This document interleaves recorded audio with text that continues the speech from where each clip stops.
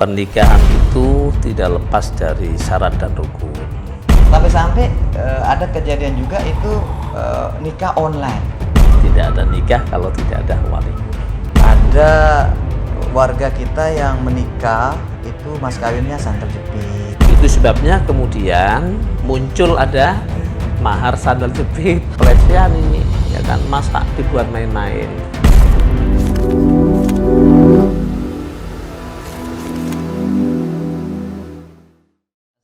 Assalamualaikum warahmatullahi wabarakatuh. Assalamualaikum warahmatullahi wabarakatuh. Para pemirsa channel Jalan Tengah di mana saja berada, syukur alhamdulillah kembali kita berjumpa, dan pada kesempatan ini istimewa sekali. Biasanya kita kedatangan satu tamu, kalau sekarang niki satu beliau saja sendiri hadir itu sudah luar biasa. Sekarang ini beliau hadir berdua dengan istri beliau. Siapa beliau? Beliau adalah Kepala Kantor Kementerian Agama Provinsi Nusa Tenggara Barat, Bapak Dr. Kiai Haji Zaidi Abdad, bersama dengan istri beliau. Istri beliau saat ini Wakil Ketua Pengadilan Agama Negeri Kabupaten Lombok Barat. Gimana kabar Pak Kepala Kementerian? Alhamdulillah. Alhamdulillah. Baik. Bunda, sehat Bunda? Alhamdulillah. Ini ada beberapa bulan terakhir nih, kan kita dengar itu di medsos sempat rame nih Pak Kepala Kantor. Ada warga kita yang menikah itu mas kawinnya sandal jepit. Gara-gara ini dilihat viral, ada yang nyusul gitu. Ada mas kawinnya kain kafan gitu. Ada mas kawinnya 5 butir telur gitu. Sampai-sampai ada kejadian juga itu nikah online.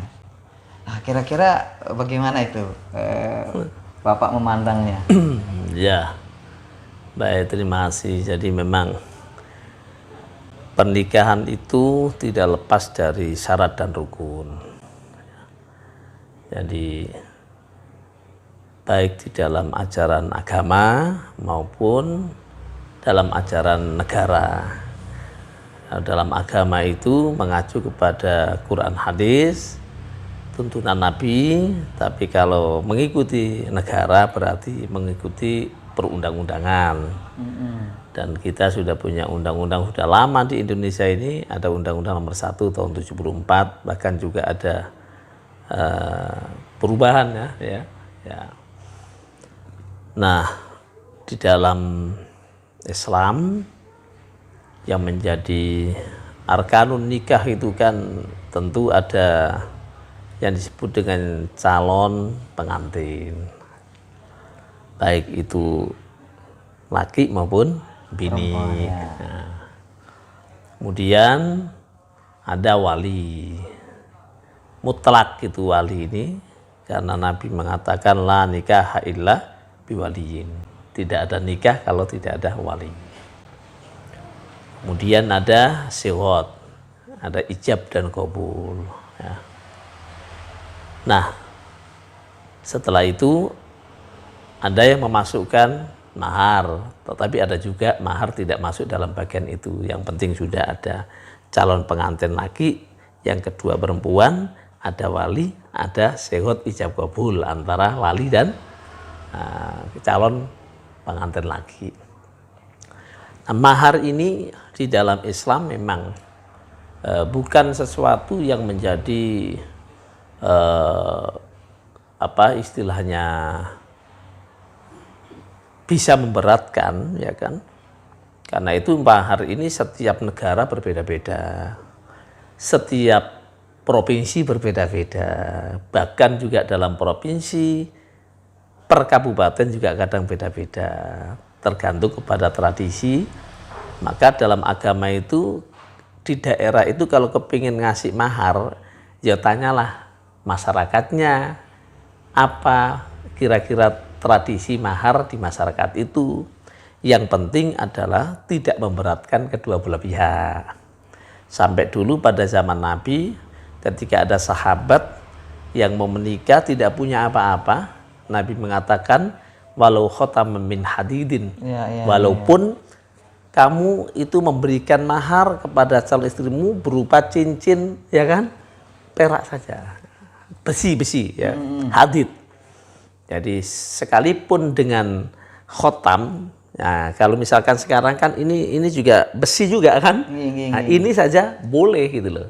Sampai Nabi mengatakan begitu. Artinya apa? Di dalam Islam itu juga tidak boleh memberatkan. Nah, kalau misalkan sekarang di masyarakat kita, lantas mahar itu menjadi perdebatan, menjadi sesuatu yang memberatkan, maka ini tentu juga perlu ditinjau ulang. Nah, jangan sampai nanti di dalam mahar itu antara pihak-pihak, baik calon pengantin laki maupun perempuan, ya, itu memberatkan. Maka tidak boleh misalkan orang tua yang punya anak perempuan seolah-olah memberatkan laki-lakinya. Kenapa? Karena pikirannya ini kan anak saya lahirkan, saya didik sampai besar, saya sekolahkan. Kalau dipikir itu, ya maka berat sekali. Maka kadang-kadang karena ego terhadap dirinya, mohon maaf, mungkin kadang juga bangsawan barangkali menganggap strata lebih tinggi misalnya, ya. Maka di dalam Islam itu kan harus sekufu, ya kan, mencari pasangan itu. Nah, kalau ini memberatkan juga tidak baik. Itu sebabnya kemudian muncul ada mahar sandal jepit. Nah, kan gitu. Ya. Nah, saya melihatnya bukan persoalan ini melecehkan agama, ya. Sebab ada sebagian mengatakan bahwa ini pelecehan ini, ya kan, masa dibuat main-main. Kita juga tidak bisa mengatakan itu melecehkan, tapi perlu bertabayun. Boleh jadi mungkin dia tidak punya apa-apa, hanya itu yang bisa diberikan untuk menghalalkan sebagai tanda bahwa di dalam Islam itu adalah tidak memberatkan. Nah, walaupun saya secara pribadi juga ya kurang elok lah, ya kan, kurang elok. Tetapi secara filosofi ya bahwa Islam itu mengajarkan perbuatan itu jangan sampai membuat berat, ya. Jadi la yukallifullahu nafsan illa ma'ataha illa wus'aha. Jadi Allah tidak memberatkan hambanya dalam melakukan ubudiyah itu harus sesuai dengan kesanggupannya. Kalau misalkan sandal jepit tidak bisa, ya kan? Misal nih, nah kalau misalkan istrinya ahli merokok, barangkali dikasih 1 rokok saja mungkin boleh, ya kan? Saking mudahnya Islam. Gitu. Tapi yang menarik tadi Pak Kepala, Pak Kepala katakan seyogianya ketika kita menentukan mas kawin, kita tanya kebiasaan masyarakat setempat. Betul. Ya kan? Di satu sisi supaya jangan memberatkan, yang kedua supaya elok gitu. Tapi kayaknya kalau ada mahar misal sandal jepit, ada kain kapan, kayaknya itu bukan kebiasaan masyarakat. Ini yang pertama Pak Kepala. Kemudian yang kedua, kalau seumpama ini pernikahan ini terdaftar, artinya kan oleh pengulu atau oleh kepala kantor agama kan melihat di sana, tidakkah dikasih masukan misal gitu, ya ini kenapa sandal jepit, kita uangkan saja ya, atau apa sesuatu yang lebih elok lah gitu dibandingkan dengan sandal jepit gitu. Saya pikir itu tugas kepala-kepala KUA, penyuluh, ya kan. Nah, ini kan sekarang ini kan suka orang-orang membuat viral kan, ya. Jadi boleh jadi memang itu juga dibuat agar viral dirinya, bisa saja. Kita kan belum tahu. Ya, maka saya sebenarnya juga kepingin datang ke dia, ya kan. Oh, gitu. Ya kan? Ini apa sih maksudnya kan gitu kan? Apa memang dia ini adalah melakukan itu karena memang ketidakpunyaannya, ya kan? Atau mungkin dia kepingin viral di masyarakat, kan kita tidak tahu kan? Nah, jadi sebelum kita tahu persoalan juga kita tidak boleh menjustifikasi kesalahan dan kebenaran. Nah, karena itu saya melihatnya bahwa apa yang dilakukan oleh dia itu satu sisi memberikan pendidikan kepada kita bahwa ini loh, bahwa perkawinan di dalam Islam itu nggak sulit gitu loh ya. Jadi begitu saja boleh gitu kan. Walaupun kadang juga tidak memandangnya tidak elok, tidak sesuai dengan konsep masyarakat kita, ya kan. Tetapi pada prinsipnya bahwa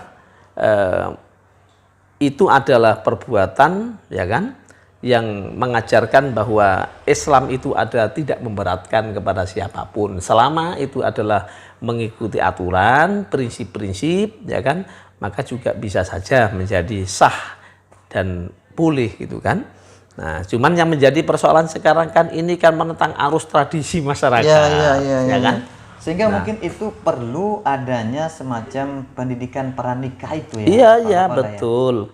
Nah, jadi pendidikan pranikah itu menjadi satu hal yang niscaya. Kalau di Kementerian Agama sendiri sudah ada mulai program kan? Jadi sebenarnya ada namanya BIMTEK itu ya. Jadi ada juga istilahnya CATIN ya, bimbingan calon pengantin ya.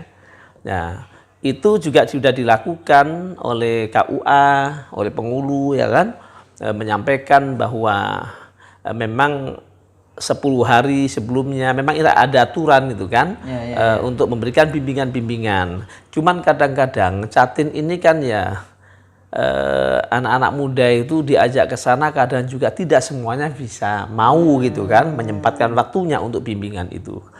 Makanya saya sekarang masuk di Kementerian Agama, saya akan mencoba untuk memprogramkan itu. Jadi nanti ke depan ini masyarakat kita yang misalnya 2 bulan ke depan yang sudah menentukan akan melakukan pernikahan, kita suruh data, ya kan? Jadi calon-calon pengantin ini kalau bisa sebelum mereka melakukan akad nikah, mereka mungkin dibimbing dulu, berikan penyuluhan bagaimana sesungguhnya hak dan kewajiban, kemudian bagaimana kita sebagai seorang istri, seorang suami, itu harus disampaikan di sana. Nah, ini saya pikir juga memberikan nilai maslahat, ya kan?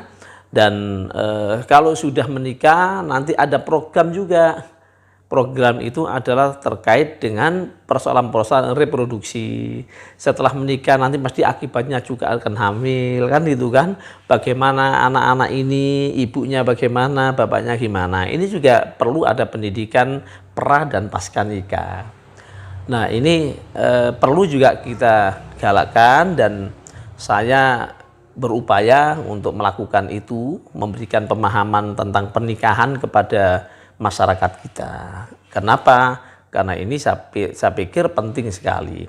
Dan ini juga tidak hanya Kementerian Agama, tetapi nanti juga bisa melibatkan Menko PMK, misalkan pemberdayaan manusia, ya kan. Kemudian kita juga bekerja sama dengan kalau reproduksi itu bisa bicara tentang kesehatan, dan juga ada BPKBN, ya kan. Nah, ini semuanya juga terlibat. Dan saya pikir sangat penting sekali kalau ini terintegrasi antara kementerian-kementerian itu, karena ini berkaitan dengan kemaslahatan.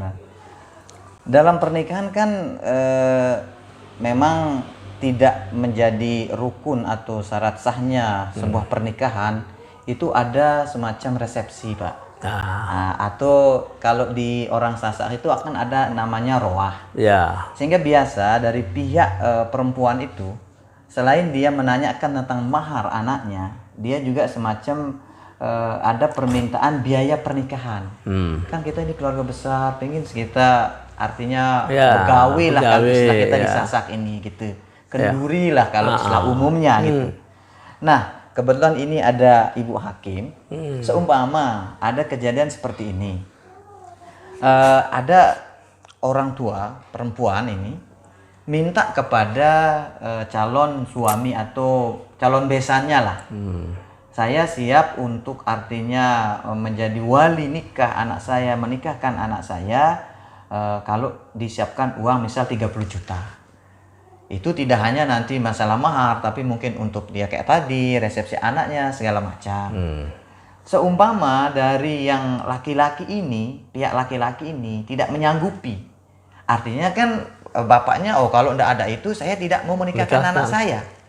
Apakah serta-merta dengan kejadian seperti ini, pihak laki-laki itu begitu dia mengadukan ini ke pengadilan, serta-merta pengadilan akan memfasilitasi pernikahannya? Seperti apa itu, Bu Hakim?